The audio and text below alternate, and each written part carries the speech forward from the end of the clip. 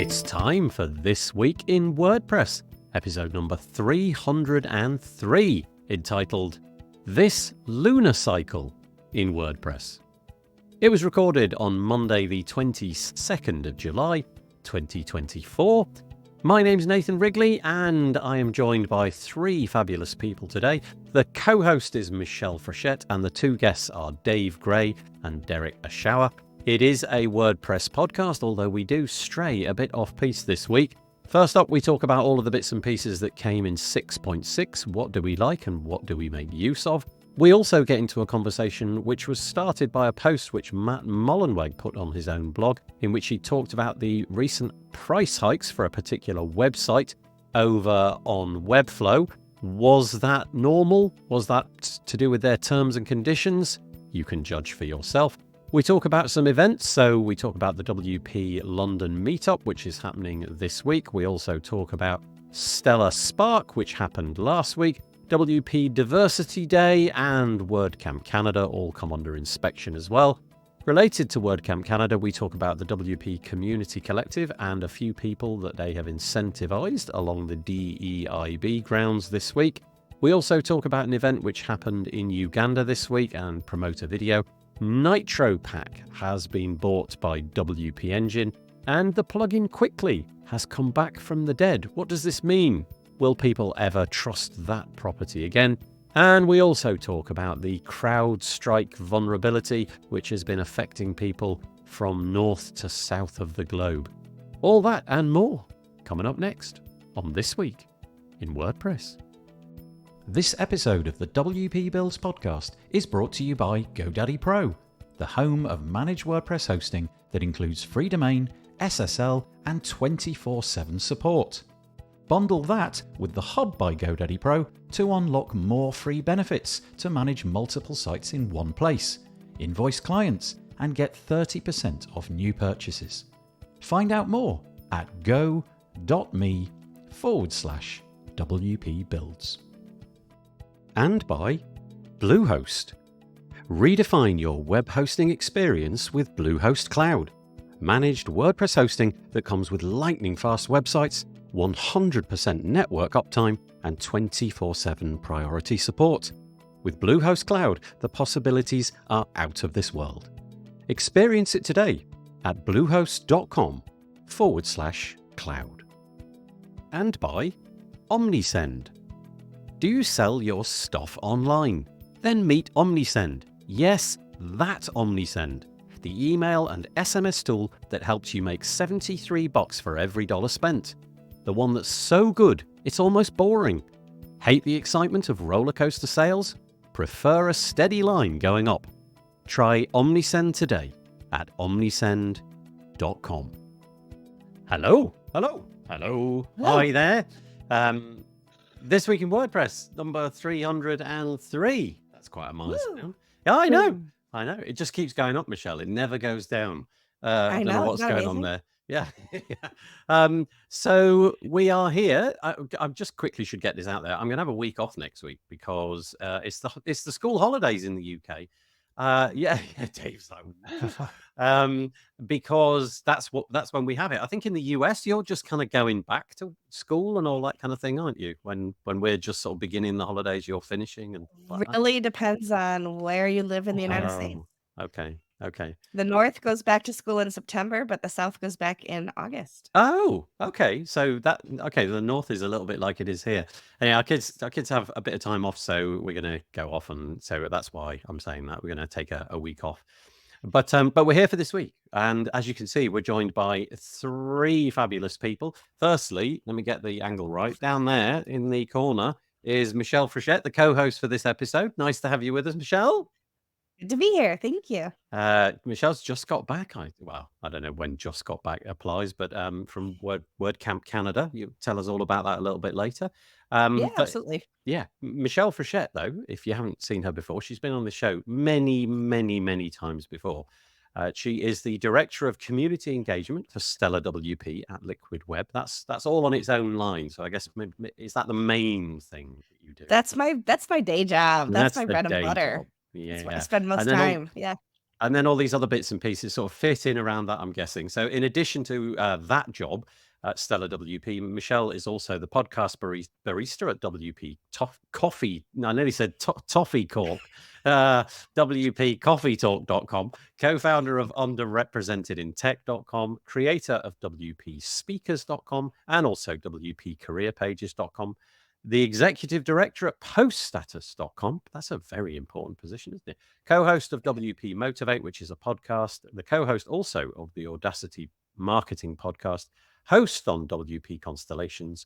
Podcast that was to do with the previous sentence, but she's also an author and a frequent organizer and speaker at WordPress events.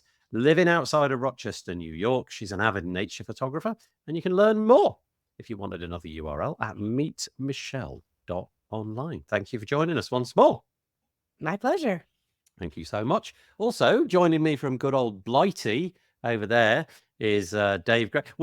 Does anybody else use that word, Blighty? We call England Blighty or Britain Blighty. I don't know why that is, but no, okay. New to me. No, okay. But Dave will know, right? You've heard that word. It's one of the politer words people call us. Yeah, I'm sure there's much worse.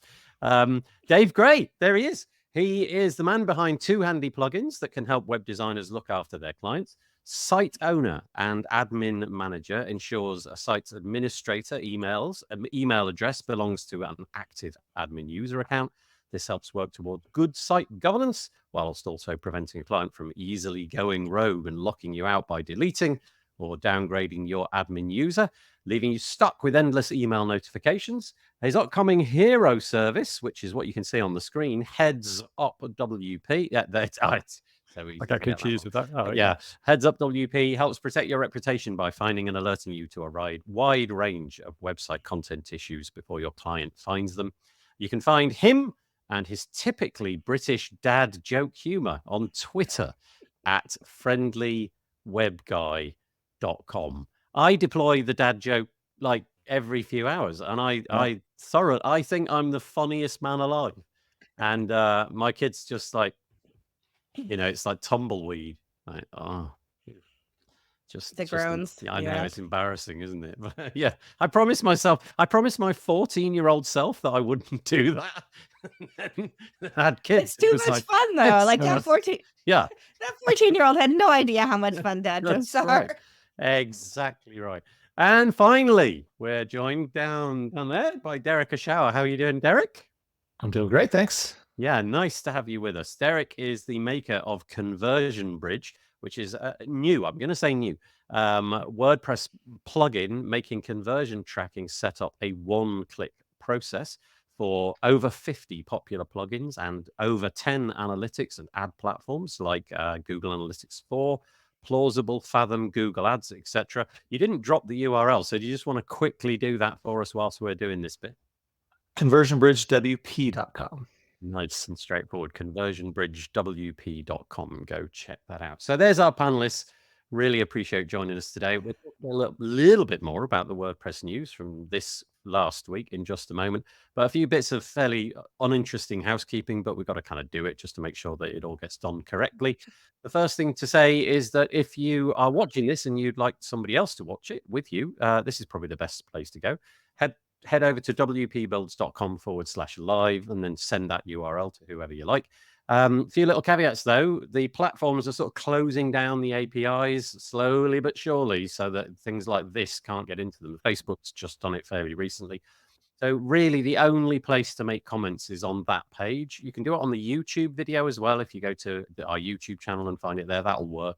But wpbuilds.com/live has got the YouTube comments embedded on the right-hand side of the video on desktop. But also, if you don't like Google and you don't want to have a YouTube account, that's fine. Go to the actual video, and at the top right is a little thing called, I don't know, live chat or something like that. It's in a little black rectangle. Click that, and you can comment without being logged into anything. So that, that's people who are anti-social media and things like that. That kind of makes sense. And yeah, please feel free to go and share it. We often have a few little comments coming in at the beginning, and today is no different. If you want to make comments, please do. It really genuinely makes the show a lot more entertaining. Be comedic. be, be caustic, be acerbic, whatever you like. It's all good fun. And let's start off with Lawrence. I'm presuming this is Lawrence Lodomery. I'm guessing, joining us from Australia. He's just saying hello. Hi there. Alan Fuller. So you'll probably be on the A303. Did somebody make a road gag that I didn't hear earlier? What was the? It's episode 303. So if you're going on holiday, Oh, that's got probably it. This is a road joke in the UK. Was Honestly, way over like, my head. because the UK is small enough, right? Because it's probably about the size of, I don't know, it's probably about the size of New York State or something like that. Maybe it's bigger than that, but it's not much bigger. Everybody knows like how to get more or less everywhere so we can name all the roads. So, and everybody has a discussion about the best way. If you tell somebody, I'm going to Torquay, you want to take the A3064. No, don't do that. And on it goes. It's terribly British and frankly, terribly boring. But thank you, Alan, for punctuating it with a bit of humor. Marcus Burnett, who was unable to join us on the show today, is saying good morning from the road again. He's driving to Tennessee. Always great to see these fantastic folks. Thank you so much. Marcus joined us fairly famously a couple of weeks ago from an aeroplane, which was kind of interesting. Didn't even know that was possible. Alan is coming back to us. He says, apparently in the First World War, soldiers would pray for a blighty. Oh, a wound that would get them back to Britain for treatment. So like a minor injury, you maybe put your hand up above the parapet, hoping for something to happen to your hand so that you could get sent home and your war would be over. There you go. Catch a blighty. That's great. Thank you, Alan. That's made my day. Cameron Jones says, as a fellow dad, I can confirm dad jokes are not a choice, but an obligation. They are. True. Totally right. And Mike Johnson Mike. He's in Lisbon, where it's 33 degrees and it's on its way to 36 degrees. We always have weather reports, don't we? And it all started with this gentleman, Peter Ingersoll. And here he comes. Good morning from currently sunny Connecticut in the northeast US, 23 degrees or 74 degrees Fahrenheit and rising. Thank you so much. And the A303 goes past Stonehenge. So now you know.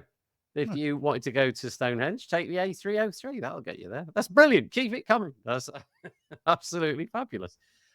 We could talk about arterial roads for the rest of the show if you wanted, but I suspect that we'd run out of things fairly quickly.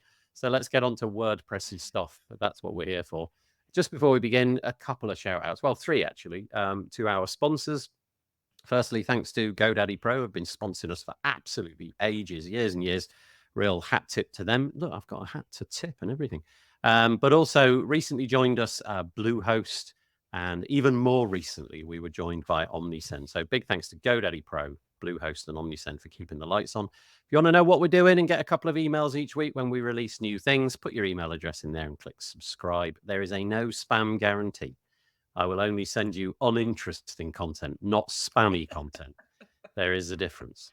Okay, so that's us. And let's get stuck in. So here it landed. It finally happened. WordPress 6.6 came along. It felt like one of the biggest. I say this more or less every single time there's a big update. I say it's the biggest update we've had in years, but this genuinely felt like a big update.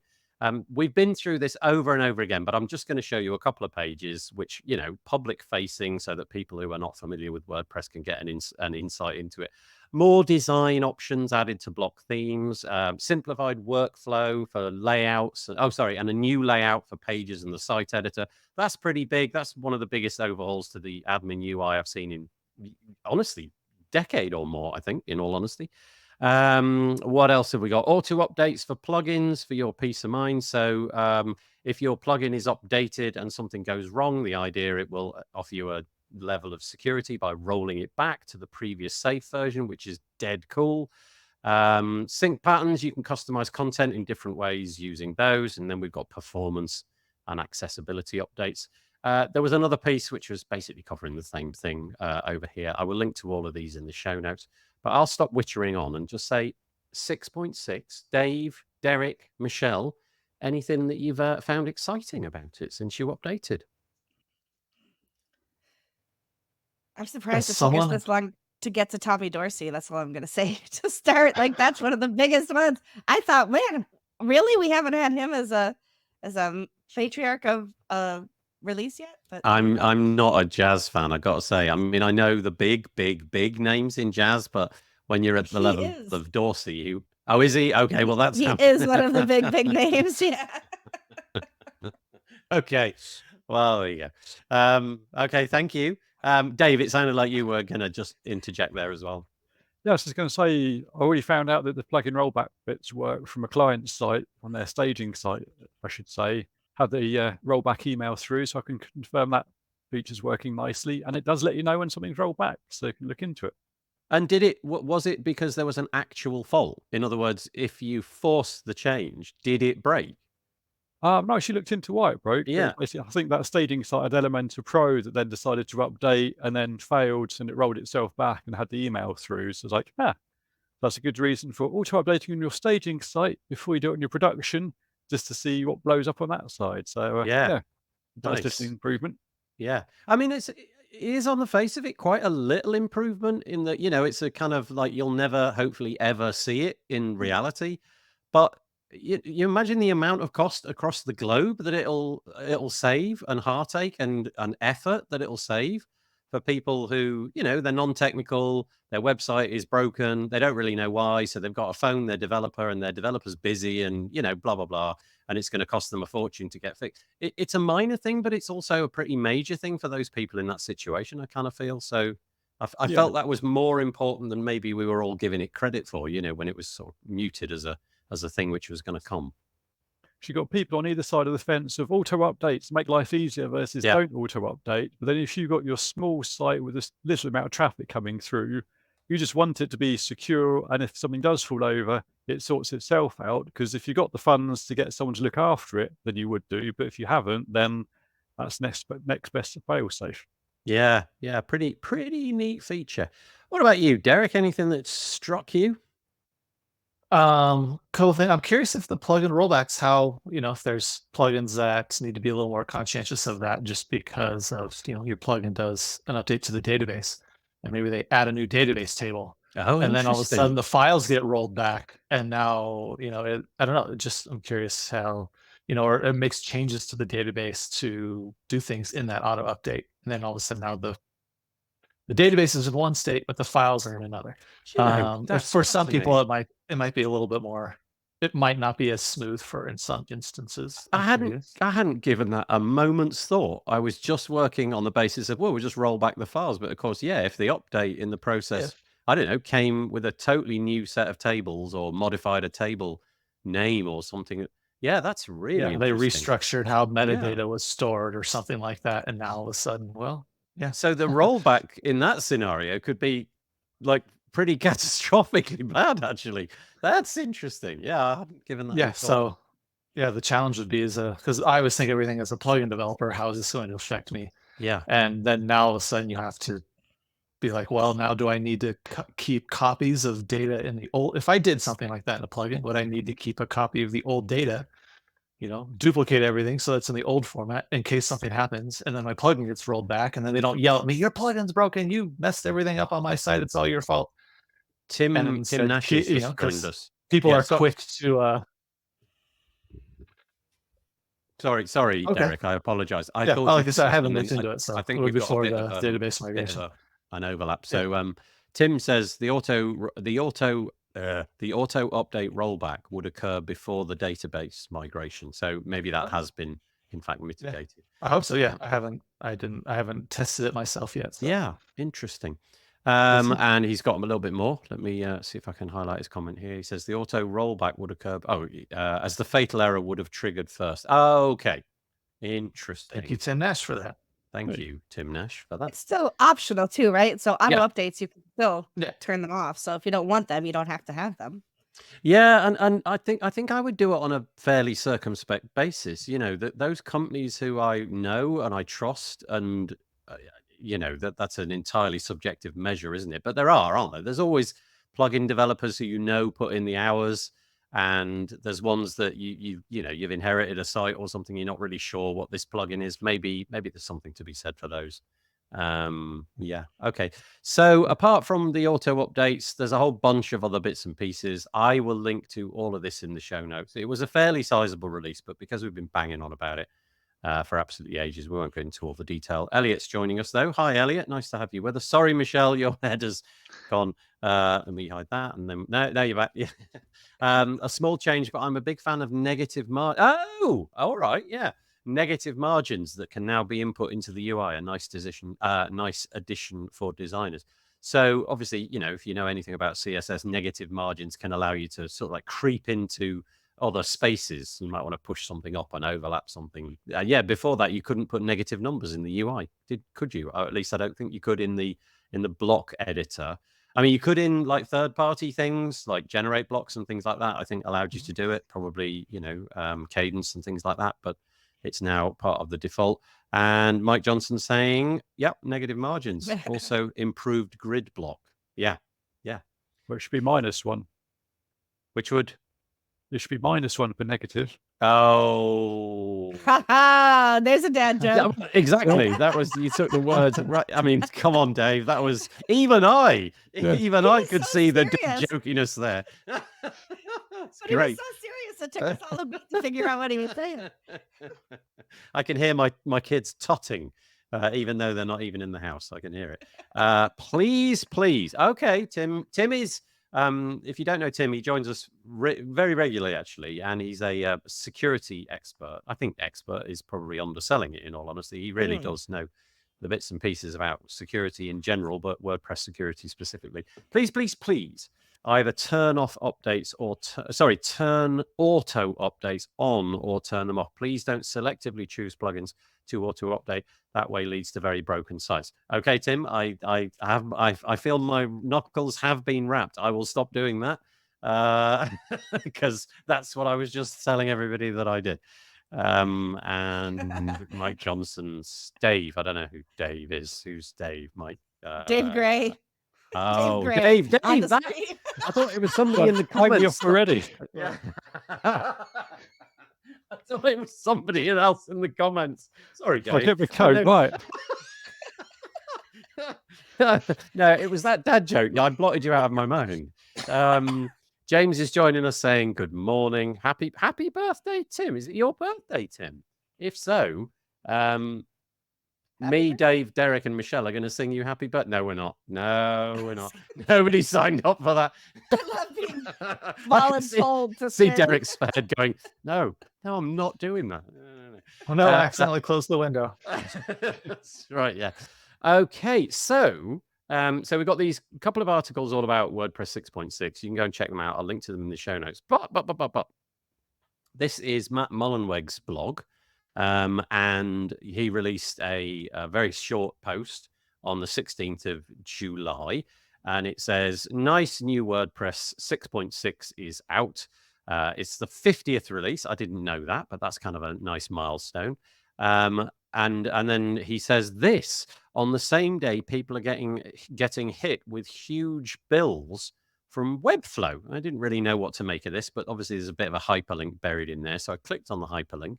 And it took me over to a tweet by somebody I don't know called Nico Serdaria or something equivalent to that. And I'll just read it out. And it's kind of interesting, especially if you're in the open source space. It says, WTF is wrong with Webflow. They're forcing me to pay $15,000 a year, up from $468, a 32x price increase overnight. And they gave me 1 week to decide if I want to upgrade or move the whole Failery, which is the website that he has, failery.com, site to another CMS. And then I'm going to flip back to Matt's article because then he carries on. I really enjoy working in open source. There is no customer-centric license. There's some really fun stuff cooking. I can't wait to show you all. 50 releases, wow. No matter what happens in the world, we're just going to keep cranking 3 times a year, relentlessly, a little better each time. Don't believe me, just watch, which feels like it's a pop song or something. But anyway, so I just thought that was curious. I don't know. I could be wrong. I don't know if Matt has ever sort of taken aim at another property, in this case, Webflow, before. But also, I don't know anything about the price increase. But let's just, for the sake of argument, let's assume that this Nico person is telling the truth, and the terms and conditions have changed. Maybe his usage has gone up dramatically over the year. You know, it's just a mark of a very successful website. I don't know, but either way, you can avoid that by using open source software like WordPress, for example. And I just thought that was curious. Dave, did you know something about this story? Did you, when we were talking before we hit record, it sounded like you did. Yeah, I think beforehand I'd seen a few other people talking about it, like, how is your bandwidth that high? Can't you use like a CDN and caching and things on that side? And also, if the plan that you're on gave you this much bandwidth, and for 5 or 6 months you've used that much, having a price increase or being adjusted to a correct plan wouldn't be too much of a surprise. Then I think at the same time they announced they're changing and reducing the amount of bandwidth you get on certain things as well. So it's like a double whammy of, oh, we're giving you less, and by the way, we figured out you're overusing what you should be doing. Here's the big bail on that side. But right. So it is a bit of the person's popularity as well. And I guess more or less every platform is going to do something similar, aren't they? You know, if you've got any kind of, I don't know, Google Photos, for example, once you hit a certain limit, you pay a little bit more. Google Drive, everything, you just pay a little bit more. And Cameron hops into the comments and says, you can't tell me .com, so WordPress.com wouldn't do the same thing on a site that's 5 times their allotted bandwidth for months on end. So Cameron, firstly, is that the case? Was that story from Nico, was it the fact that he was 5 times over his limit, in which case a 5x increase, I guess maybe you'd kind of expect, but yeah, interesting. From what I saw, a few things like that individual person has multiple sites on a Webflow account, and they have thousands and thousands of web pages on it, kind of like a programmatic SEO type thing that they're doing. And Webflow counts, they call them, what is it, like CMS items, like custom post types, and you get a limit of those. And so not only was it like massive bandwidth, but also how many content items on his sites as well that he had. So he had lots of sites with, hundreds of thousands or millions of records, and then they changed their pricing tier. So that's why he's the 0.1% of people who are building sites at that scale on a platform. So to me, it's the lesson is, if you're going to build a site and you're going to have a lot of content, don't build it on a platform that charges based on how much content you put on it. It's such a weird way of, like, it seems pretty obvious to us probably to just build it on WordPress, because then there's no limit and you can go as big as you want without ever having to worry about it. So, but I suppose the curious bit about this is not that pricing model. I mean, that pricing model is curious, and obviously, if you intend to have a successful site, you don't really want to be paying per post, if you like. We know that you don't have to do that on WordPress, but also the fact that Matt sort of called it out in his little post there, which I thought was kind of interesting. He's obviously, he felt it. I don't know if that's a friend over here, Nico. I don't know if that's somebody that he knows personally or what have you. But in his promotional post for 6.6, he definitely took aim a little bit, albeit very gently. It's hard to imagine any of Matt's good friends not being on WordPress, but it could happen. Yeah, that's a good point. I wonder if that's a friendship breaking thing. I've moved to Squarespace. Can we also talk about the fact that Matt doesn't have to worry about SEO? That's not 350 words. He's not optimizing for keywords. His blog is just so regularly visited. That's my goal in life. I want a blog that I don't have to worry about SEO, because everybody just wants to read it. What do you make of the design? It feels like, I mean, I don't know the heritage of Matt's blog, but it feels like that might be a theme from some way back that he's kind of wedded to and really likes. I don't know. I think he's very minimalist when it comes to design. And I think that, the jazz and everything kind of all fits together with that. But that's just my 2 cents.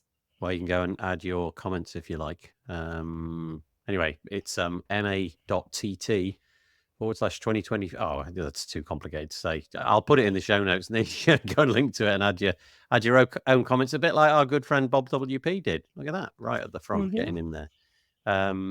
Okay, so 6.6 is out, and it's cheaper than Webflow, apparently. So that should maybe be the slogan for 6.7. WordPress 6.7, it's cheaper than Webflow. Okay, let's move on. The train never stops, does it? You sort of get one bus comes past, and no sooner has it gone past than you see another one on the horizon. Such is the case for a giant CMS like WordPress. 6.6 has just landed, but 6.6.1 is already available if you want to go and test it. This is kind of like the release candidate phase, just before we go usually through 3 release candidates, something like that, just to make sure that the next version of WordPress will be stable. And if you like testing it, don't test it on a production website is all I would say, because it's probably going to have bugs in it. And the idea really is that you go and tell people about your bugs and get them squashed. But again, I'll link to that in the show notes. I don't suppose anybody's got anything about that, do they? No, good. Oh. Right, let me carry on. Here we go. A few more comments. Tim's joining us again. This seems to be Matt confused that WordPress is software, whereas Webflow is a SaaS. Hosting companies all have terms and conditions for bandwidth, including WordPress hosts. Yeah, that's a good point. So what are you basically saying there, Tim, that instead of it being directly paid to Webflow, you'll probably pay that same premium over to a hosting company, depending on which one you go for. They will have terms and conditions as well, which monitor how much traffic you've got. Okay. And Cameron's clarifying. Thank you, Cameron, for clearing it all up. His plan allowed 400 gigabytes of bandwidth, and he was using 5 times that consistently. That's terabytes of bandwidth, which is insane numbers. Yeah, that is insane. Wow, 400 gigabytes. I mean, that's a healthy amount, isn't it? And if he's 5xing that, he's doing something right. He must have deep pockets if he's getting that kind of traffic. James joining us. James Lau, thank you very much. I once worked with a startup that used Webflow. They require you to pay more for content blocks or containers, just as Derek was saying. Also, according to the business rep, it would have cost us up to 20K for an enterprise license. What does enterprise get you, I wonder? Probably better more SLAs stuff. and Yeah, terms and just that. conditions. A shiny badge on your website in the bottom right-hand corner or something saying, I am enterprise. I've got too much money to spend. That's right, yeah, little badge like that. That was back in 2023. So actually not that long ago. 20 grand for whatever that enterprise thing is. I'm sure people pay it, so it's probably worth it. Matt's blog shows up in the WP admin dashboard too. Oh, true. Ooh.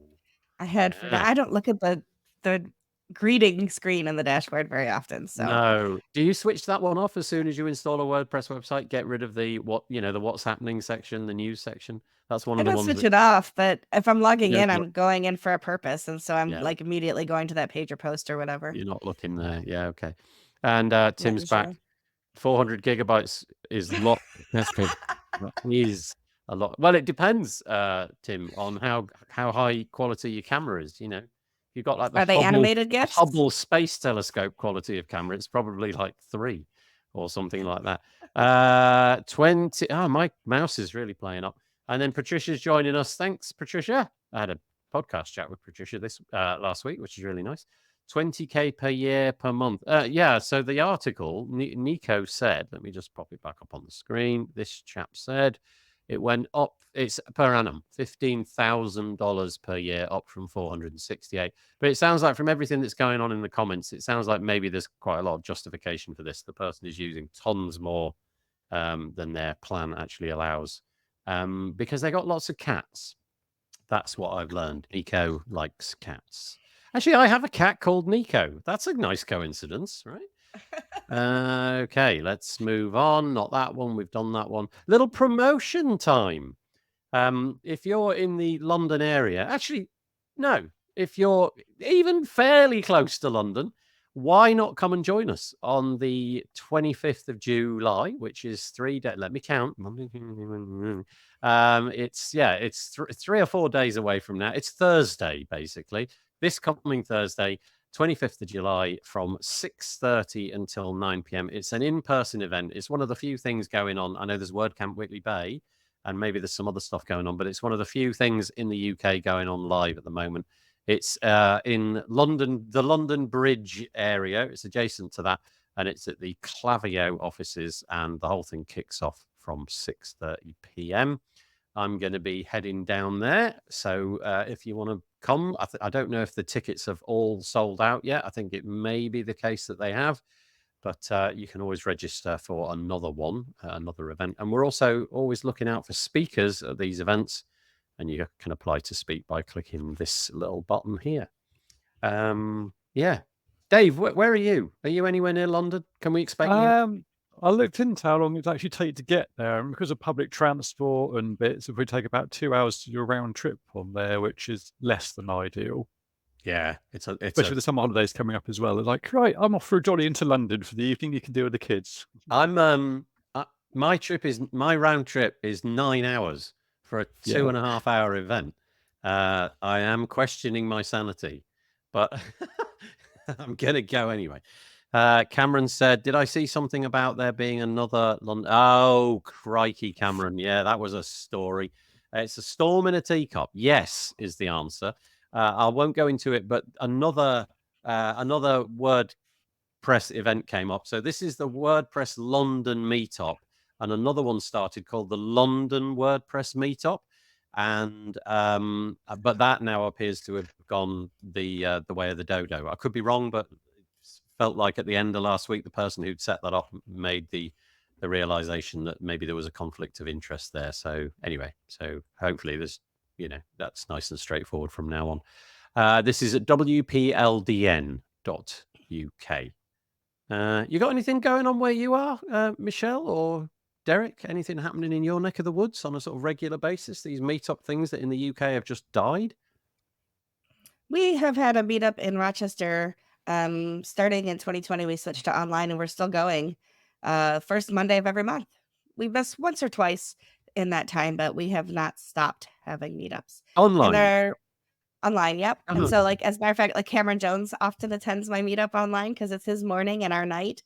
I get several people from Australia and people from all over the United States and Canada have started to attend our meetup. More than there are Rochesterians that are attending the Rochester meetup. So, take that what you will.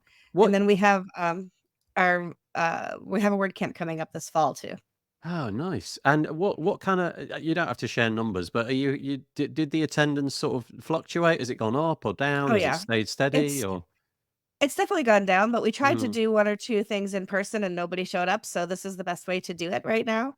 So we have I would say we have an average 12 to 20 people that come to our online meetups, which, I mean, we were having maybe 25 to 30 before. So it's not that far off, I guess. No, it's sort of gone down a little bit. What about you, Derek, where you are? Anything going on or has it all gone quiet?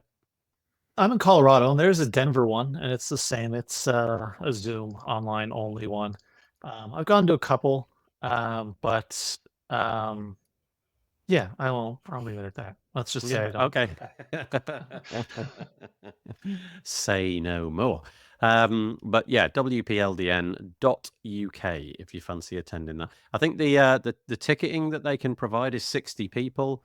And I think at the minute, I think they're selling out. So that's a nice, healthy number in a space. It feels like a fairly big thing.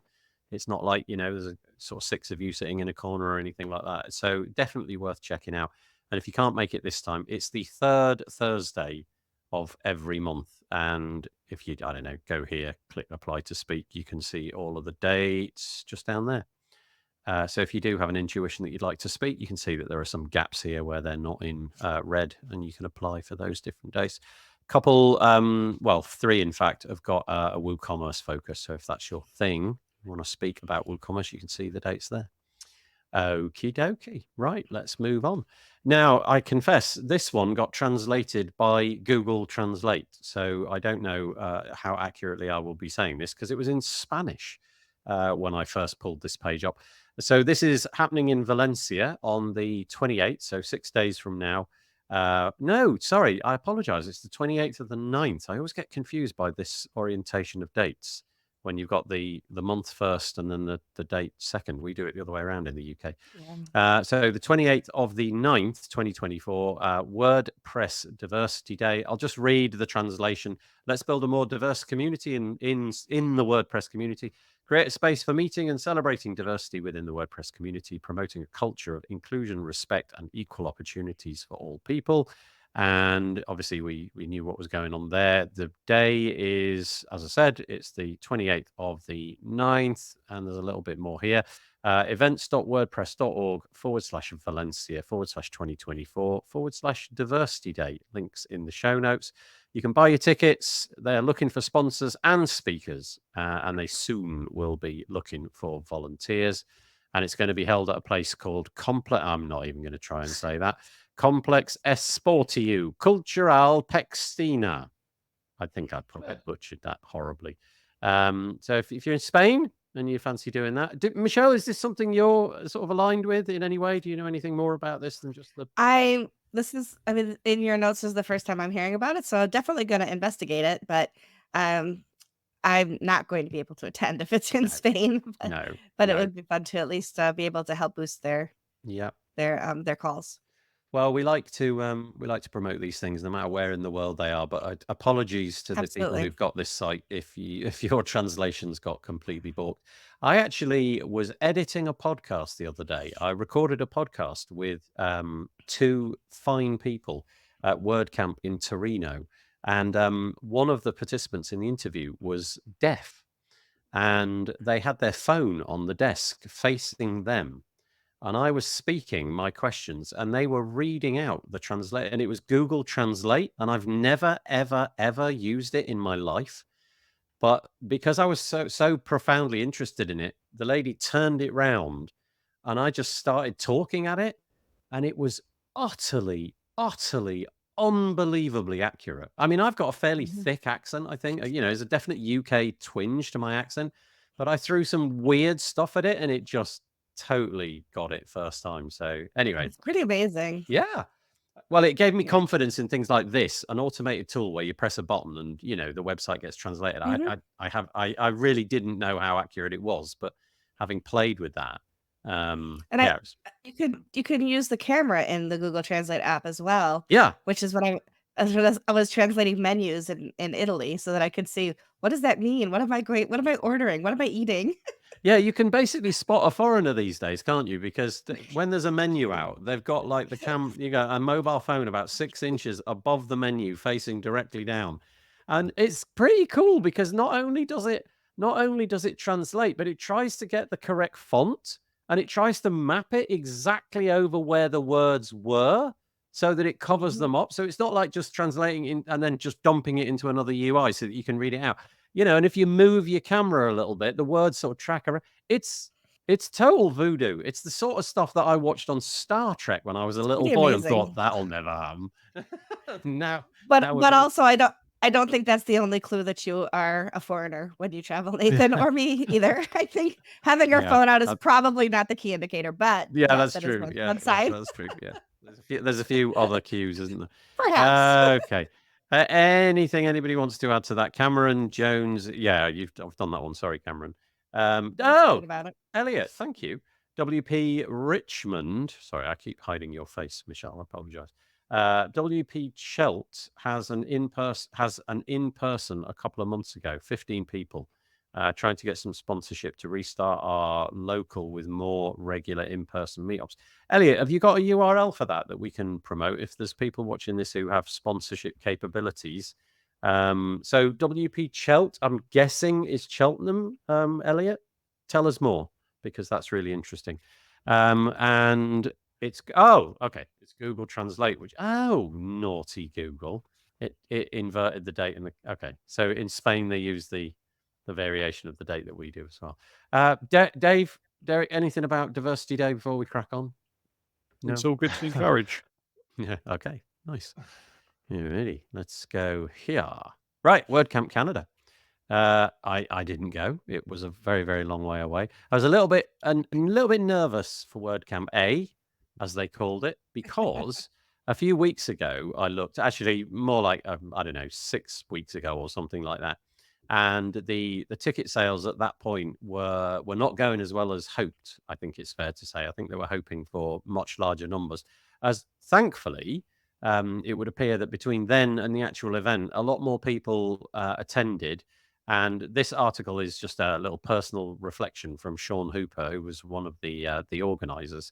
And I won't go into it, but I'll link to it in the show notes because we've got somebody here who went themselves, which is Michelle.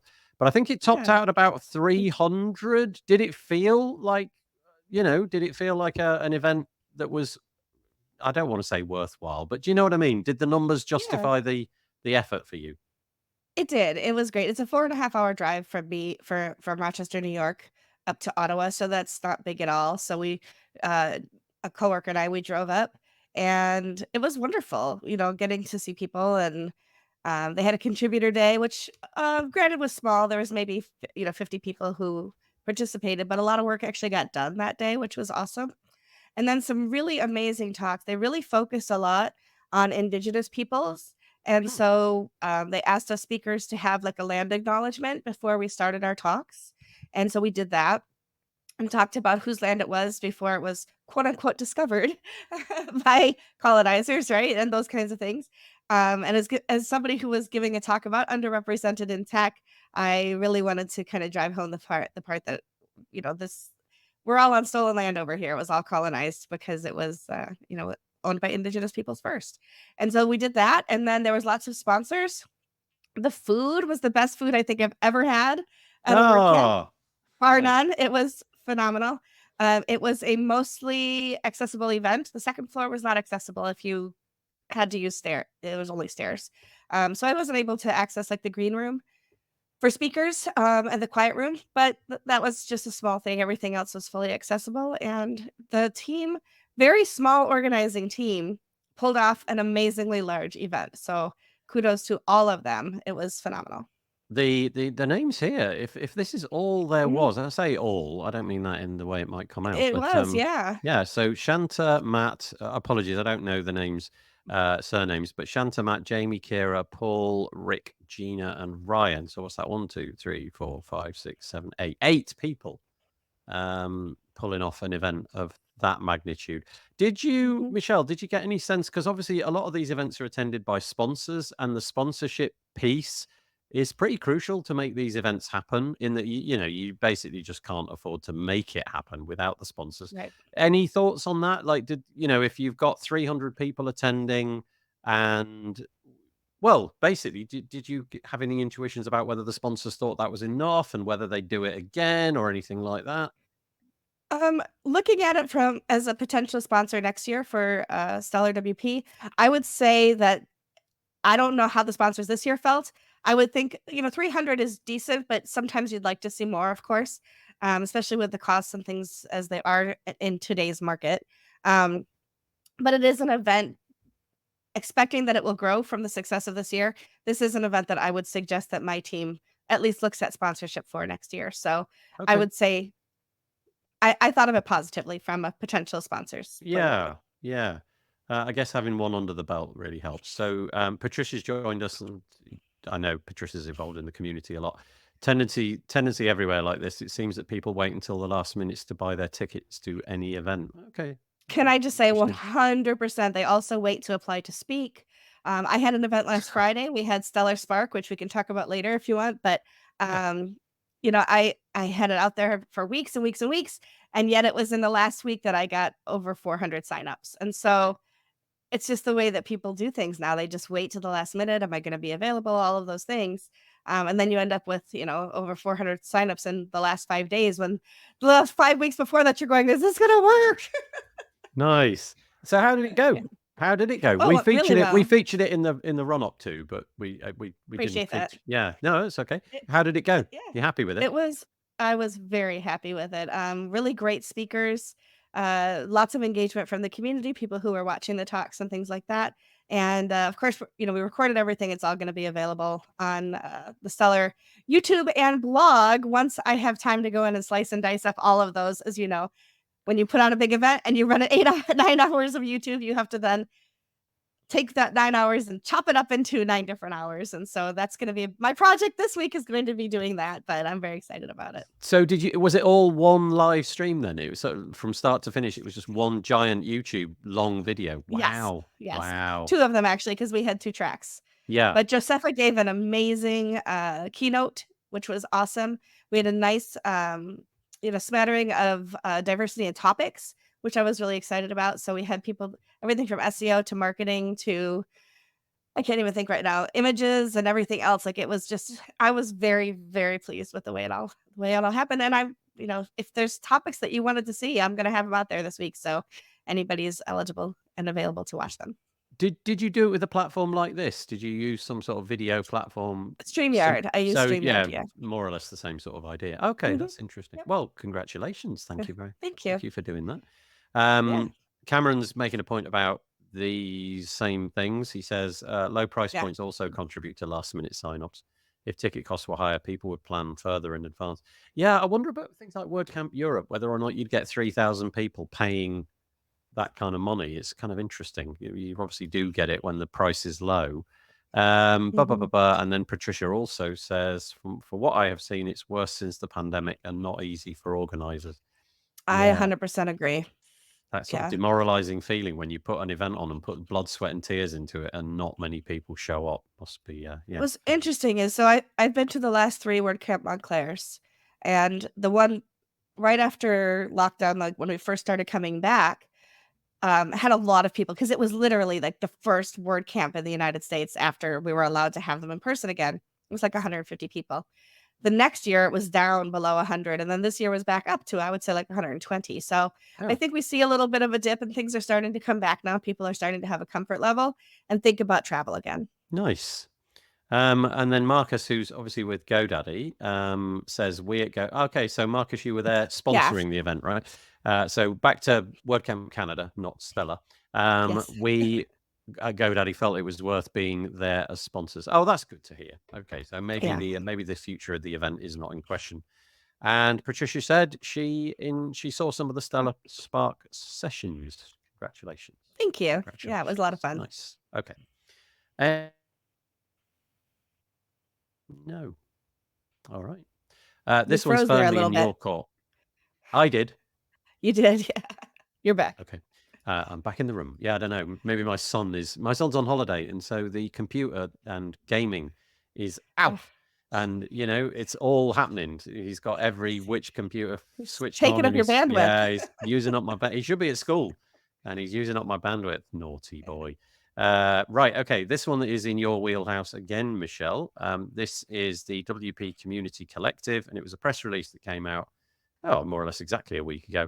The WP Community Collective announces first cohort for incentivizing DEIB in WP. I'll just read it, be quickest. WP Community Collective is pleased to announce the first cohort of participants in its new program, Incentivizing DEIB in WP. The organizers of the inaugural WordCamp Canada took an active approach to DEIB with multiple panel sessions and even the opening keynote presentation, all focused on DEIB issues. I find that so hard to say. The WPCC is proud to support the work of 2 of the individuals who participated, and they are, I'm going to say Megan Van Harten, but I don't know if you pronounce it as Megan or not, and Nyasha Green. You can see their little potted biographies there. And then there's more about the program here. Did you want to add anything about that, Michelle? I just think every time we have an opportunity to support underrepresented speakers and organizers to WordPress events, that we should, if we have the ability to do so, we should absolutely help these people attend.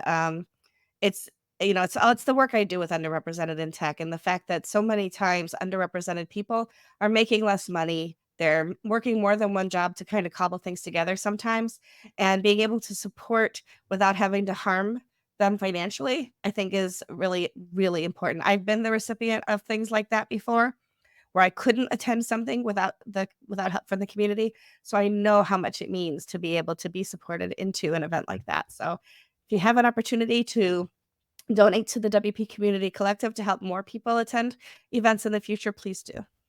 Nice. Okie dokie. Again, links in the show notes. Right, let's head. There seems to be loads of eventy stuff this week. I don't quite know why that is.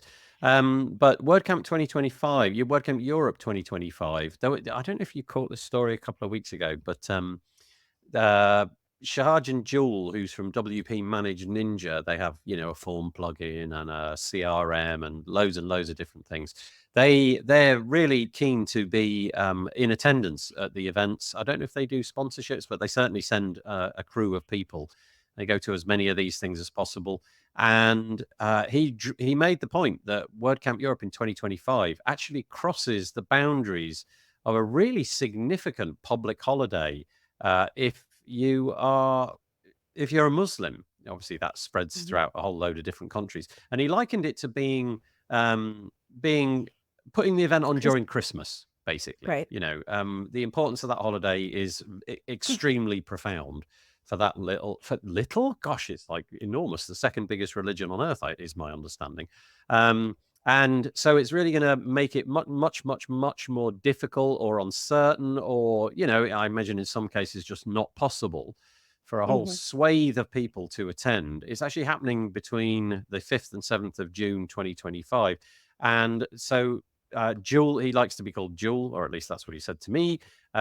He made a plea that could the date be changed, because he would like to bring a team to go to the event. Anyway, so the team took this on board, and this is the piece in response to that.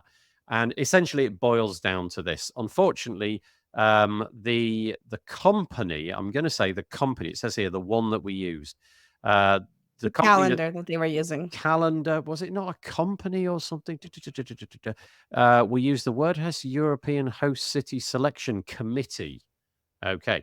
Anyway, yeah, that's fine. Unfortunately, whatever they used didn't include the 2025 dates for the, how do you say it, Michelle, again? Eid al-Adha. Apologies if I butchered that name. And they basically just didn't see that event coming. So they made attempts to contact the venue and say, is there any wiggle room here? But you can imagine an event of the size of WordCamp Europe and the kind of venue that they need. It's just going to be solid booked, isn't it? And that is, in fact, the case. However, and contracts, it's in. So many games going on over there. I know. I don't know. So I'll jump in and say that we did discuss this last week on Underrepresented in Tech, our podcast.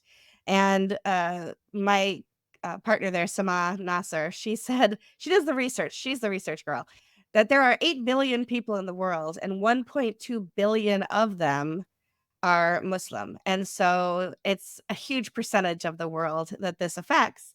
And it is akin to having this over a Christmas holiday, for example. And so it's just one of the things that's really difficult.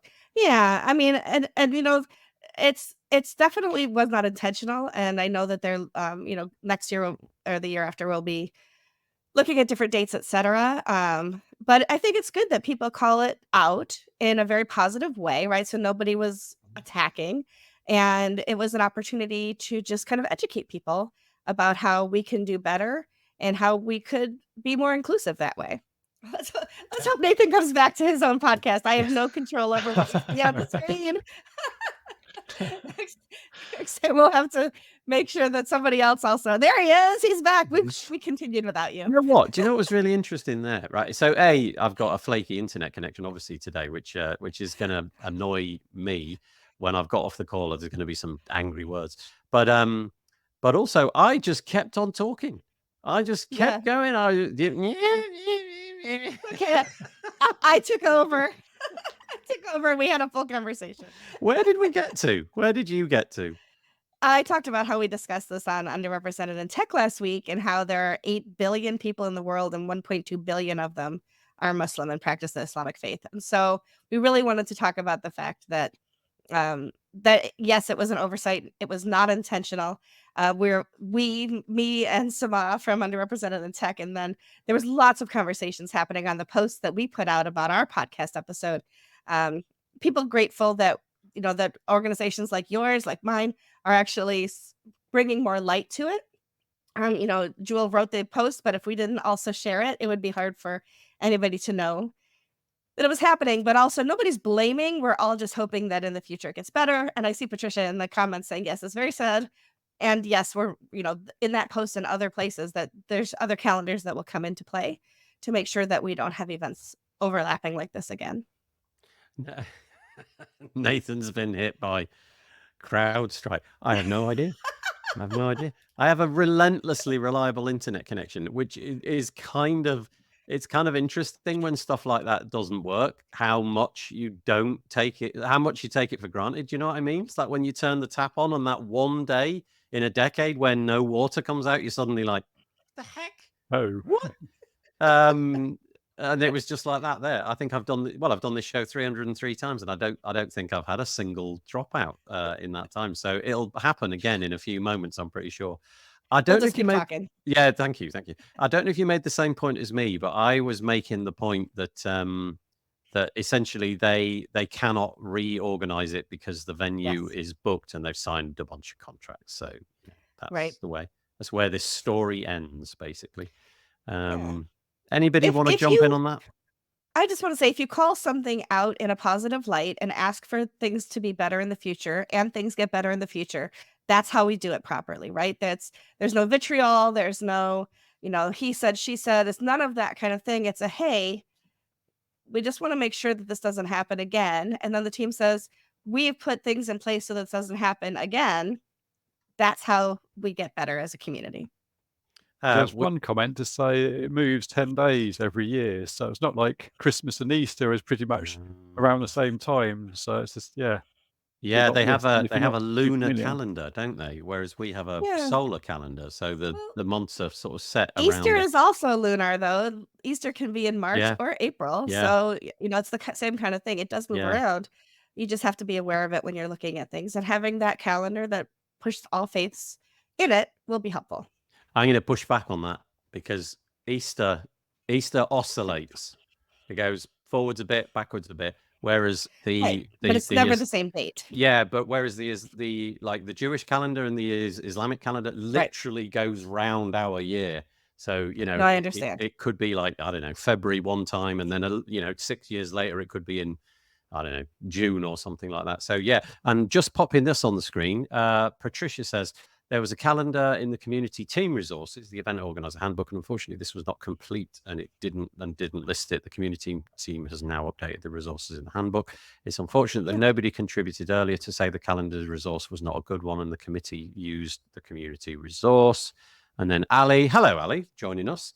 Thank you, Patricia, for all that you did. I'll be there anyway. We'll just call the fam from is that like a private comment, do you think, maybe, that we've stumbled across? It doesn't. No, I think they're saying that they're going to attend anyway. And even though it's a family holiday from Basel, they'll call their family to wish them happy holidays and then back to WordCamp. Great. Thank you. Easter is lunar. How is it lunar if it doesn't move throughout the year? Isn't it solar because it's just an arbitrary date set in the calendar that they move backwards and forwards? No, it's absolutely lunar. Is it lunar, but it's bound to a particular solar month or a solar time of year? We shouldn't get into this. This is going to totally derail us. I will look it up and I will share some resources with you after the show. Yeah, thank you. Right, okay. Yeah, that's just not the point of this podcast at all. I want to thank Shaharjan for respectful communication and not blaming anyone. It's exactly like that. Which one is it exactly like? Okay, I'm gonna leave the comments there. Can somebody just in the comments tell us how lunar calendars work and solar calendars work? Google it for us. First Sunday after the full moon.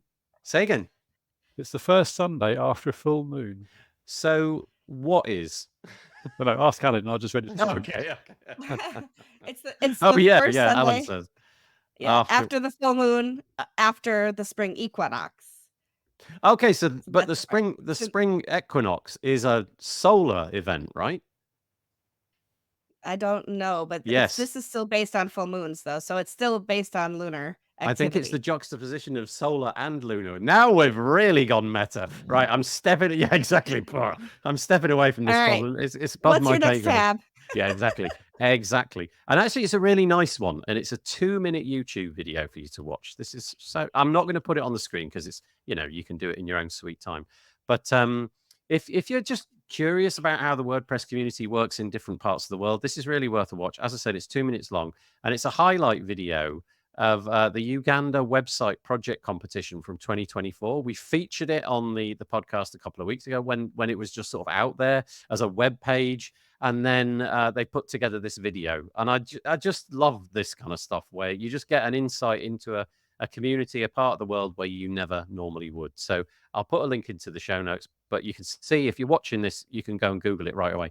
Highlights video, Uganda website projects competition 2024 from the WordPress Uganda community. And it's pretty heartwarming, in all honesty. And they've got no comments at the moment. So get in there and improve that. So there's nothing really to add to that. I just thought that was nice.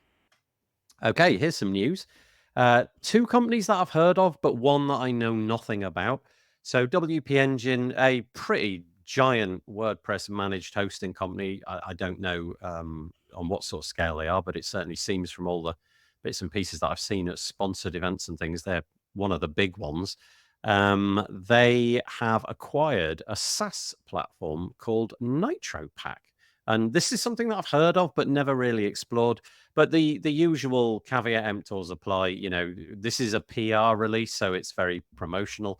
But it just basically says that they have acquired NitroPack, an all-in-one SaaS solution for improving speed and performance metrics, including core web vitals.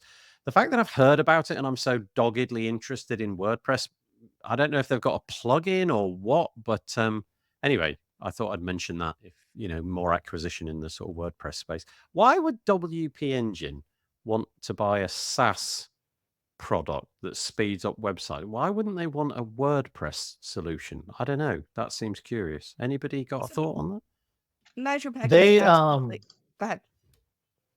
From my understanding, W Engine has used NitroPack for some of their tool internal, like when you log into your dashboard, that gives you some information about your website and stuff like that. So I could log into my WP Engine account. I can see, oh, my site has a really good rating. Here's where some problems are. Here's how you can improve it, stuff like that. So it sounds like they're just gonna, because they've been using NitroPack for a while, and now when you say they've been using it, it's just to give recommendations, to say that there are issues with your site when you log in. So it's like a value-added benefit. By having WP Engine, you get these extra notes to saying, hey, your website's kind of slow. Here's some ways to maybe make it faster. So instead of paying NitroPack to use the service, they were just like, we're just gonna eat you up. Have I got this right then, Derek? So is it part of the WP Engine sort of admin panel, if you know what I mean? If you're a paying customer for WP admin, it will give you NitroPack suggestions. Okay, right. I understand. Well, that makes much more sense in that case. I guess it would need to be. So they'll go out there, scrape your website, give you some suggestions, and then obviously, you know, you can go and find your WordPress solution for that. Okay, thank you. I'm going to drag it straight back to Lunar and Solar, because that's what this podcast is actually about. And so I hope Alan's confirming it for us. He says it's a Solar and Lunar hybrid. So there, now we've got it figured. And Jess Frick says Never heard of them. Never heard of them. WP Engine, never heard of them. Pressable. She wants to write the word pressable, but she didn't. But Jess Frick was on last week's show, and she works for Pressable, which, you know, gets mentioned in the same breath as things like WP Engine, I guess. And Courtney's joining us to say that she's a little bit late because Mondays. Yeah, no, the feeling. Thank you very much. Anyway, so if you're a WP Engine user, I guess you won't see any changes. Maybe you will, but you know, I guess WP Engine won't be needing to pay for that particular thing anymore. Anything on that, Dave, before we move on? I'm just going back to lunar cycles thing. So you've got to call this episode "This Lunar Cycle in WordPress." Oh no! What? Okay, let's put it down. This lunar cycle in WordPress. Okay, that's my contribution. That's in the mix. That is in the mix. Thank you very much. Okay, let's move on. Now, this is kind of curious. I don't know if you follow this. There's so many plugins in the WordPress space. This is kind of an interesting little story. I'm going to call it a block suite. I don't know if that accurately describes it, but it was called. Was called Quickly, spelt in a really curious way. CWICLY, and it gained traction in quite a few different places. I think in the automatic CSS community, there's a product by Kevin Geary called Automatic CSS, And I think he had some sort of relationship, his automatic CSS worked with Quickly. Anyway, it gained a lot of popularity. And then a little while ago, I'm going to make it up, 5-6 months ago, the founders, singular, plural, I don't know, they decided to get rid of the plugin, to stop working on it entirely and just mothball the whole project, and pointed out on social media, if memory served, that that there was just too much going on, like personal attacks, things like that, which is, pretty hard to hear. I think we're in the WordPress community, we like to think of ourselves as a little bit nicer than that, but of course, that's not always the case. So decided to mothball the project, took the PR hit from that, and I just assumed, well, that's the end of that then. We'll never hear about that. And yet, here we are. Discourse.quickly.com, the future of Quickly. And the founder, Louis, I don't know, says, hello. Quickly will be coming to the WordPress plugin directory soon, we hope. As already discussed, there must be further discussions above this. Bug fixes, potential security patches, etc., and WordPress compatibility will continue to be addressed. With Quickly making its way into the directory, we also plan a few more features improvements also. There's a linked page to this where they go into a little bit more detail. Lewis sort of goes point by point and addresses all of the different things that have happened. And, people are making comments, and then he, gives his rebuttal and what have you. But I just thought, what would you make of this if this was a plugin that you had used and they publicly said, that's the end of that, we're stopping it entirely, like we're just going to completely stop working on it, and then a few months later come back? Now, before, I think it was for profit. I don't know if they had anything in the repo, but now they definitely do. And I think they've got to pivot on how they're going to make money out of it. But I don't mean to be harsh, I really don't. But do you not see that as a fairly catastrophic foot in mouth episode? Really? What do you think? Anybody? I can't imagine anyone who builds sites for clients or has a site that they rely on for making money in any way would ever use a tool like that after knowing that. There's no way. You Yeah. can't. You're not going to build something, especially someone's building client sites. Especially, you're not going to build your whole foundation, because we usually build a workflow around using one specific tool. Whatever page builder you end up using, you use pretty much the same one, or speed of build. So I'm not going to build 100 client sites and then just, oh my god, now it's gone. There's no way I would. I just, yeah. No Derek, I'm not going to ask you to be more candid than you want to be, but has there ever been a moment in your sort of development career, specifically in the WordPress plugin space, where you've sort of looked in the mirror and thought, "Blooming heck, this is hard work," and thought about throwing in the towel, but then didn't execute on that because you knew on some level, well, that literally would. There's no coming back from that. Because it feels like you don't just take that one plugin down. It feels like there's a reputational damage which is bigger than that. Because let's say you took one of your plugins down in the way that they did. I'm forever not just going to associate the plugin with that. I'm going to think, oh, that was Derek. Derek did that. Yeah. So I don't know if that's something that you've ever sort of encountered, or had to mothball a project and then did it in a different way. If you've got anything, great. If not, don't worry, we'll move on.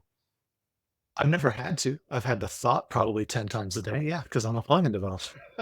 I'm a business owner, so yeah, I was throwing in the towel because this stuff's hard.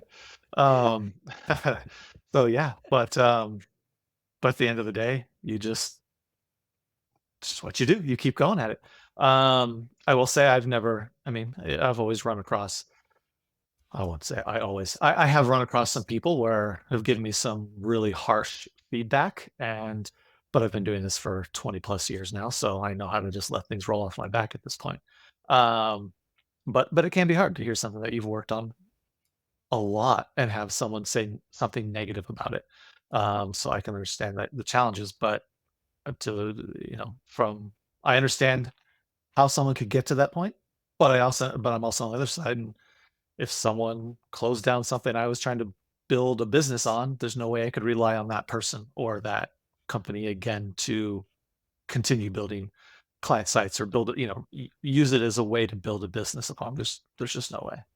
I think that's a really interesting point that you made, though, that, you've maybe had those thoughts before, and you've also drawn out there that you can get some fairly unexpected and possibly profoundly, alarming comments that just come your way on social media that you didn't expect. And the impact of that, I mean, I'm sure all of us at some point had something come across our social media that sort of just made us pause and stop. And everybody's a different character, aren't they? Some people it's like water off a duck's back. It's like, yeah, it wasn't, I am not going to take any notice of that, or it wasn't personal or whatever.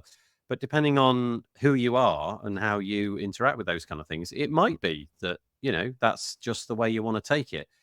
But I guess if you're going to do it in a public arena, you do sort of pull the drawbridge up a bit behind you, don't you? And you're definitely going to make it a little bit more difficult for people to, I don't know, invest their time, effort, and money in your project. Dave, any thoughts on that? Same set of questions, really, for that I gave Derek, but yeah. Yeah, pretty much. On the plugin side of things, I'm like minuscule compared to that. But yeah, on the whole, if you've been doing sites and had the rug pulled out from under you, had to rebuild client sites, then it's like, oh, by the way, we're back in business, start using that. Then I'll be like, no, I might just sort of, at most, might play with it to see what might have been missing out on that side. But yeah, for anything that you're actually going to rely on that you couldn't then spend more than like a day or two to rebuild, if it's like a hobby project on that side, then it's not a case of it's the only thing you can use. If you literally had a monopoly on this particular plugin or something on there that was irreplaceable, and think, oh, I can go back to doing that. But one of the plus sides with WordPress, you can swap to many different alternatives on that side. So yeah, what I don't understand the full reasons why they left on that side to kind of come back. You'd want a lot more reassurance that it wasn't going to happen again, or the whole thing was then going to be open. So if they did need to pull back, then other people could then sort of jump in on that side, which if it's on the repo, Yeah. in theory, it is out there that other people could do. But yeah, I'd still be kind of a bit cautious, to say the least, on that side.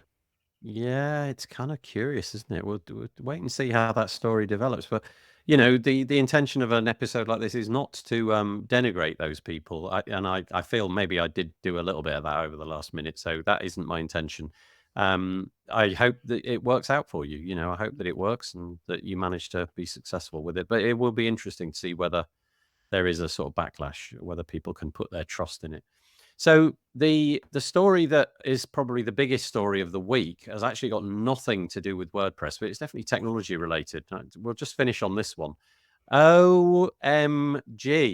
So this is, I don't know if this affected you in your part of the world, but I genuinely had almost no interaction with this at all. I was at my computer, I think it was Saturday, and I got a message from Mark Westgard from Webform, and it was about, I don't know, it was about 9 in the morning in the UK. So where Mark is, it must have been like 3 in the morning. And I just said to him, what are you doing up? Go to bed. And he said, I'm watching this CrowdStrike story unfold. I'm like, what? I don't even know what's going on. So then I opened up almost every newspaper that I could find, and they all were leading with the exact same story. This CrowdStrike thing, which is it sounds like it's an enterprise security solution. So it's not something you're going to have on your Mac or Windows. I think it's Windows. But the likes of me are not going to have it. But if you're a big, I don't know, train operator in the UK, or you operate a healthcare service in the UK, or an airport, for example, then this is the kind of thing you will have. And they pushed an update which killed Windows. I mean, I don't even know what to say. But whoops is about the long and the short of it, isn't it? But the list of things in the UK that went down was properly profound. You just looked at it and you thought, okay, potentially this is the work of one individual, one person committed to, I don't know, I'm just making it up, but potentially one person committed a line of code, one person maybe checked it over. I don't know, maybe it was teams of people. But at some point, somebody clicked the, push button and up it went. And just green, what is it? What is it on Windows? Is it blue screen of death? Is Blue that what screen of death. Yeah. It blue screen computers throughout the world. So we had so healthcare services in the UK were down. They couldn't issue medicine. train networks were down, airports were shot, and the list just went on and on and on. And it's kind of funny, it's like an episode of Black Mirror or something. But at the same time, I went into the news agent the following day, and almost every headline was along the lines of, we can't allow this kind of stuff to happen again, or we can't allow like computers to be at the center of everything that we do, including cashless payments, which is kind of an interesting thing. So firstly, what happened where you live? What went down? What did it take out? Let's start with Dave, which I presume is similar to me. I didn't actually go anywhere on Friday, so I just saw the news. I had a complete unrelated Windows incident, sort of a problem, not related to that bit, which then thought later on, like, trying to solve these things, like, well, that's why I never push stuff live on their Fridays. Yeah, right. Never do it live on a Friday. Okay. So, I mean, if you weren't following the news and you weren't getting on public transport and you didn't need to see the doctor and, the whole laundry list of things that went wrong, you never know it would happen, right? Because the internet was still up and newspapers still worked and Twitter still worked and all that. But it was very profound. What about you, Derek? Did it affect you in any way, or, people that you know, or? It's funny because I drove my kids to the airport on a Friday at 4:00 in the afternoon, and I'm an hour away from our airport in Denver. And hearing the news, all that stuff, flights are, what was going to happen. So we left an extra hour early in case it was just going to be absolute chaos at the airport. We flew Southwest, which apparently I think they even had a funny tweet saying that they weren't affected by it or something like that. And I would say it was probably one of the smoothest experiences at an airport I've ever had. I don't know if it's because most of the flights ended up getting canceled, so the security line was like 10 minutes. Because everyone was canceled, so no one showed up, maybe. I don't know. But it's funny because we planned to get there early in case it was chaos, and then we flew through it. It was great, yeah. We flew through the airport. It was not a problem. Got them in and out, and yeah. So it actually improved your quality of life. That's so funny. Yeah. Okay. And Michelle, anything where you are, or, stories in the press, or? Imagine waking up to run 2 tracks over 9 hours of an online event to the words global outages. Oh. And no, it didn't affect the internet, of course. But the number of people saying, is it still on? Is it still on? Is it still on? Because of that was a little distracting. I don't know if it affected our attendance because people might have been so much into trying to solve other issues, but clearly it didn't affect the fact that we had an online event. But it was a little nerve-wracking at first, but it didn't affect me otherwise. I feel like it was a bit of a how to describe it? Bit of a dry run for something which could be much worse, and in the same way that COVID was horrible and all, but that some sort of pathogen could have been significantly worse, right? So I hate to imply that COVID wasn't like a big deal, because I had it the other day and it was absolutely god awful, miserable. Really miserable, and obviously it killed hundreds of thousands of people and all that sort of stuff. But it could, let's be honest, it could have been like every third human could have been, right? And so some people talk about that being a bit of a dry run for the health services and things like that, and it feels as almost like this event could have been a bit like of a wake-up call in the same vein. Like, look what can happen from one software vendor. And it's not even Microsoft. It was a sub, something which bolts itself onto Microsoft Windows. Do you think it's a dry run for Y3K? Why are you saying that, I wonder? Let me put the thing up here. So this is Matt Mullenweg again. He's on the Twitter this time. He says it's like Y2K happened 24 years late. By the way, if you're watching this and you don't know what Y2K is, then I want to be your age. Yeah, right. There was this moment in history, the year 2000, exactly as the clocks turned midnight on the year 2000. It was widely predicted that loads of technology would fail because there wasn't enough space to record the extra data that was required to have 4 digits instead of 2 digits. And I remember people saying things like, yeah, your oven's going to break, your toaster's going to stop working, planes are going to fall out of the sky. Yeah, all of that. Yeah. And so there was loads of remedial work done. And then it turned out when it actually happened, I don't know anything, not a single thing that happened, and it seems like the tech Well, industry made a ton of money out of updating Well, things. I will I knew say, Oh, somebody go on, who Derek. Sorry. I was had- going to say, I think it's why I said nothing happened because a lot of work did go in to make sure that nothing happened. Yeah. So Yeah, exactly. Yeah. Well, I suppose there's that side of the coin, but it felt a bit like that with this, and it did make me question if the effect of this one little software vendor, well, little, that's a ridiculous word to say, but this one software vendor could be so profound and keep planes from working, stop people getting cash out of ATM machines, stop people receiving vital medicine in some cases because the machines that were, the custodians of who's allowed what weren't working. That's pretty profound. And it does make me wonder. I wonder if we do need to be a little bit more circumspect about the amount that we've given over to technology. And obviously, all four of us in some way would describe ourselves as technologists. We love it, right? All the new shiny things. It's great. Mhm.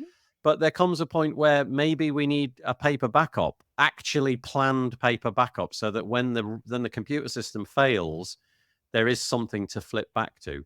And apparently, a few dental surgeries and GP surgeries in the UK did have that planning done. They literally had a mitigation plan for the computer outage and just whipped out the pads of paper that allowed them to do whatever they wanted to do. Let's see what we got here. Alan's saying there was a very funny video on Twitter where a bloke claims it was him. His first day as an intern. Oh, let's pray it was That's let's awesome. pray it was a spoof. If that was the case, gosh, heads will roll. I think probably a lot of value was wiped off the internet on that day. Not the internet, wiped off the stock market on that day. I don't actually know. Not the same, says Patricia, but it could happen to other tech stack, including PHP or WordPress. See Yoast and Juliet talk at WCE. This is about the PHP testing suite, isn't it? I think Patricia's talking about. Sometimes we rely on one person. Okay, so it's not a software update. It's that, what's it like, hitting by a bus philosophy, where you take out the one person. You seen that during that what's that cartoon called? The guy who does all the cartoons on the internet, and it's a 4-letter word. Oh, it doesn't matter. XKCD, that's it. And he's got the entire internet stacked up beautifully. It's this beautiful collection of building blocks, but there's this one tiny little building block, which when you look closely, if that tiny block goes, the entire edifice falls down. And so it's a little bit like that. Glad we have auto update rollbacks in time, says Ali. Yeah, not that it would have affected us. We can be smug this time around. Prime example of why Cameron recommends not using automatic updates. Apocalypse is coming not too far away. Because we fixed text bug before it happened. What else have we got? Testing team shift 25. Yeah. Sorry, I'm just whipping through these because I can see the time is tight. Yes, Alan, that's what I was going to say. Thank you for fixing before it was a problem. And finally, Matt pontificated, what if WP had a similar issue? Yeah, I didn't see that. Was he saying that WordPress having a similar issue could just destroy 43% of the web? Yeah. I think he basically said if someone committed like a die command into core, would that get caught? Because basically die terminates whatever's running at that point. So it's just a case of how easy or hard would it be for something like that to kind of just get sneaked through and appear somewhere and have to work around it. I did a podcast episode with Aaron Jorbin. I don't know if you've come across him, but he is a core committer and is very often the person at the last moment when they decide to push the next version of WordPress. So 6.6.1, for example, somebody has to make that decision, and sometimes it's him. And I couldn't do that. I would be freaking out. Did we test everything? Are we sure? Is it definitely not going to kill 1 million sites out there? And yet it basically goes smoothly. But the difference, I suppose, between like the 6.6.1 and 2 and 3 is that will automatically update for millions of people. Whereas for the core updates, you often might have to go in and click the button and be a bit more circumspect about it. So time to roll things out and check things. But yeah. I'm glad that Aaron's doing that and not me. That's it. That's all I've got time for. Unless you've got anything you want to promote or mention, you three. I'm good. You good? I Yeah. was just going to say, for Nothing Cameron's else? apocalypse thing, that's because I think Linux systems store the dates in an integer number, and that's getting close to the top when it then starts again at 0. So basically, it's Y2K, but with a longer number involved. If I'm What's that to do with? basically, Linux, I think in the timestamp uses like an integer, so like Yeah. a really long number, which Okay. basically got a lower and an upper bound, and when it gets to the top, it starts again at the bottom. Oh, So that's going okay. to be Y2K all over again for people that like longer numbers. So what? But is that like some like crazy date into the future, or is that coming fairly soon when it's going to reboot itself? Can't remember if we stick the bits in here, but yeah, I was always thinking it's like 2032 or something that's not too distant. But back in the 70s, we thought, hey, no computer's still going to be running this code at that Yeah. point. That'd be Yeah. fine. So Nice. yeah, Yeah, and we know, Linux hardly does anything on the internet, so we don't need to worry. Nobody's using Linux for anything. no. Free piece of software. Everybody's on Windows. No, they're not. Well, thank you Cool. for that. Can I say one thing? Mm. Starting tomorrow is the summer sale for Stellar WP, 40% off of all of our products. Nice. Where do we go? StellarWP.com. Yep, or any one of our products. So Give WP, RCP, all of the events calendar, LearnDash, those will all be 40%. There'll be a banner on top of every one of those sites tomorrow. Do you know for how long? Did you say that? It's a week. Okay. Get 40% off over at Stellar WP, the events calendar, Thank all you. of the different bits and pieces they do. Mhm. Derek, Dave, any promo stuff you want to do before we knock it on the head? Yeah, check out convertedfridgewp.com. I'm not doing any promos because I'm going on vacation. So, so yeah, buy when I get back from vacation. Yeah. But there we go. but that and I also have WP Sunshine for my confetti and my address autocomplete plugins as well. Nice. So WP Sunshine, Google that, or go to conversionbridgewp.com and you can check out the fine work. And Dave, headsupwp.com is there. We can see that on your little moniker there. Anything else you want to say before we? Yeah, if you have problems with your notification emails because some other client's gone rogue and you got all those things through in bits, then Google for Site Owner Admin plugin. And hopefully, if Google's not got rid of me, there should be somewhere up there, or our wpplugins.com, and you can find it on there. But as I say, Derek, no promotions because I'm off on holiday next week, but there might be something coming up in the summer holidays just because, frankly, the kids need ice creams and they can be happy. Think of the children. Yeah, think of the children. Think of the I love that. That's awesome. Yeah, that's great. So the same is true over here. I'm going on holiday, so we won't have it this week in WordPress number 304. Next week, it'll be the week following that. So have a nice fortnight, as we say in the UK. Have a good, nice 14-day break, and we'll see you in a couple of weeks. Just before we go, we do this, the hand waving, and I'm in a different spot because I You are. failed out. Try again, Derek. If you can my go word. a little bit, there we go. Nice. And thank you so much to everybody who made a comment. And just quick one thing there. Cameron Jones says the Linux apocalypse is going to be in the year 2038. So you got a little while to prepare. But all right, we'll see you guys next time on This Week in WordPress. Have a nice day. Take it easy. Bye. Bye. Thanks, guys. Bye.